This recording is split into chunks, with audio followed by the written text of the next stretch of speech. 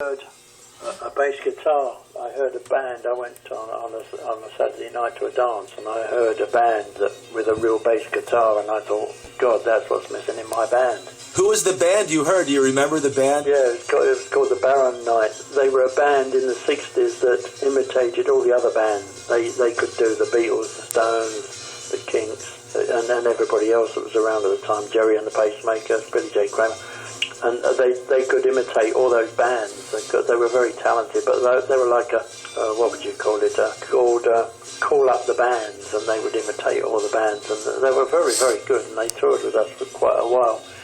But when I heard that bass guitar, I thought, shit, that's what's missing, you know, the deep sound that was there, and I ended up being the bass player because nobody else wanted to. I thought, I've got to get a bass guitar, but I didn't have any money. So my drummer, Tony Chapman, who started off with the Stones as well, just before me, found this ancient bass guitar from some old jazz musician, and we bought it for £8, which is probably in that time about $3 of your money. And I just tore it to bits. It was an awful thing, you know, and I just chopped it up, did a design, and did it on a fretwork machine with a friend, just cut it out and stripped it all down, changed all the electricity parts, you know, changed the pickups, and put new strings in and everything, tore all the frets out because they were all rattling.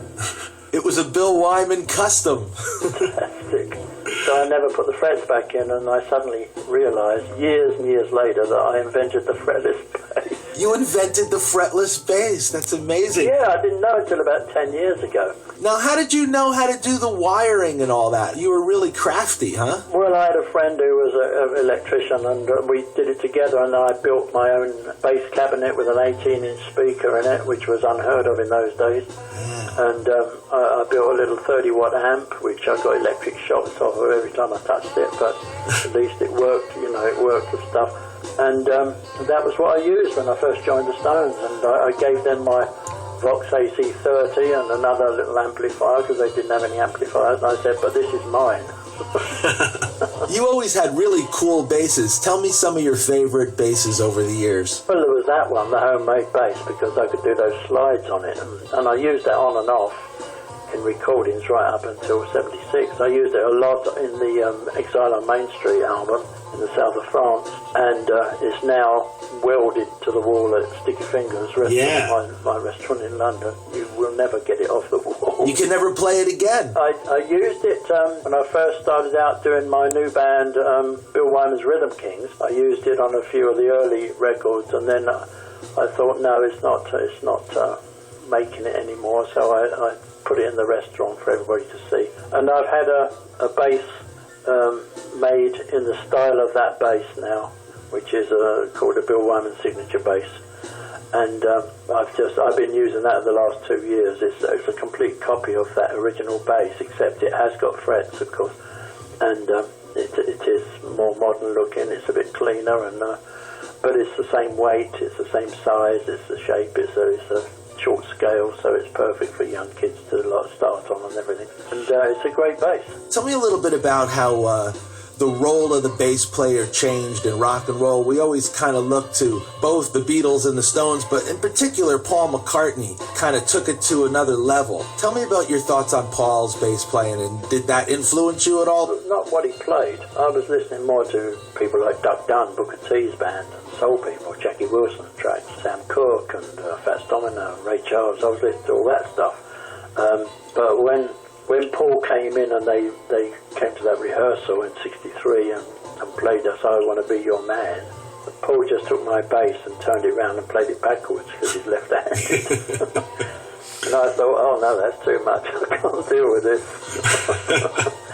We did remain friends, and we still do, of course, but it did blow my mind at the time, because I can imagine I could never have done it if he would show me a left-handed bass, you know. Yeah, if he flipped it over, right?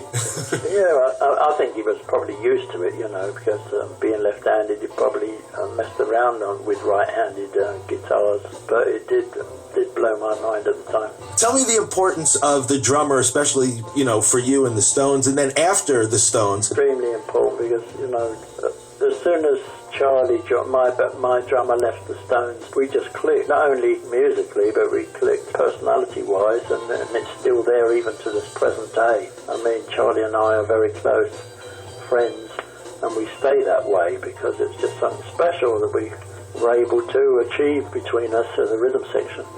And I think a lot of people took that on board in other bands and all that in later years. And does your playing change at all when you change drummers? Totally. When I left the Stones, I was in a rock band basically, wasn't I? They'd moved, Stones had moved on from a blues band to a R&B band, and suddenly were like a rock band out in stadiums and all that, where I had to really play in a certain way.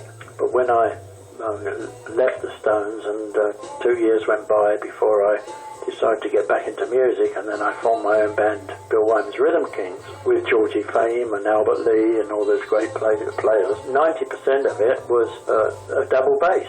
It was either Willie Dixon on the Chicago blues things we did, or that was just double basses on everything. And so I had to rethink how I could play more like a double bass. So I had to reorganize my entire style of bass playing and start playing just with my thumb and playing the bass more in a backward way than a forward. If you're playing rock, you're playing down on the strings from the bottom strings to the high strings, yeah? Right. Like a do-do-do-do-do-do-do or whatever. But when I was thinking about a way a double bass plays, it's usually from the high strings backwards. It's like you know what I mean? Yes. So I had to rethink the way I played to suit better the music I was doing with the Rhythm Kings. It completely changed my style, but people were coming to me and saying when they were listening to the records, "Who's playing bass on that track?" And I said, "It's me." They said, "No, it's a double bass." And I said, "No, it's me trying to sound like a double bass." Wow, so you're always progressing, you're always learning, even still, right? Well, I think that's what a musician does, isn't it? And also a vocalist as well. You have to keep learning, you have to keep taking stuff on board that you listen to. I'm not technically brilliant, I know that. But I can do the business the way I do it, in simplicity. The way Duck Dunn did it, the way Carl Radle did it, and people like that with the Eric Clapton band. Just doing it right and leaving space for other people, not getting busy. I hate busy bass players. And I have to admire them for their talent and their skills and all that, but it doesn't inspire me at all as a musician. I think, no, that's not what bass players are about. We play with the bass drum. We lay the foundation and we play simple and we leave space for other people. We leave holes. And the more holes you leave, the more interesting it is. I like that. That's a great quote. Yeah, because you don't fill them up. If you fill them up, there's no room. There's no room for the other band members. Exactly. Hey, Bill, we're going to play a few songs with you playing the bass. And just off the top of your head, sitting in the office there, some of your favorite bass playing tracks, either with the Stones, anything. Well, 90s Nervous Breakdown with my zooming bass at the end of it. Andrew said, "Do something at the end, Bill," so that's what I came up with, and it worked, so that was kind of nice. Hey, real quick, In Another Land, Steve Marriott and Ronnie Lane on that track, or just Steve Marriott? No, the two of them. Both of them. Tell that story, because I don't think a lot of people know that half the Small Faces are on that track. They were in the other studio. We were in Studio 1, they were in Studio 2, and I don't know whether someone went in and asked them to help me out, because I said, I just can't do this vocal, I just don't feel comfortable about it. And they came in and kind of helped me out doing it. They kind of gave me some encouragement and some help singing it, and someone suggested doing it with a tremolo to sort of help to hide my horrible voice. But then I was able to repay that with Ronnie Lane, because when Ronnie had MS and he was dying, I stood in for him a number of occasions with the Faces. I did Wembley Stadium with Rod Stewart and did some songs for him. I did Rod Stewart's Brit Awards show when he did 3 songs, and so on and so on. I was able to stand in, and even in recent years I stood in with the Faces about 2 or 3 years ago and did something, the Royal Albert Hall. Right. So, that was for Ronnie paying him back. So thank you. Wow. All right, gang. Well, we're going to get back to music here. This next one featuring the great Bill Wyman and his Rolling Stones. 19th Nervous Breakdown. Bill, thank you so much for taking time to talk to us about bass playing today. Pleasure. You're in Little Steven's Underground Garage. Pleasure, mate.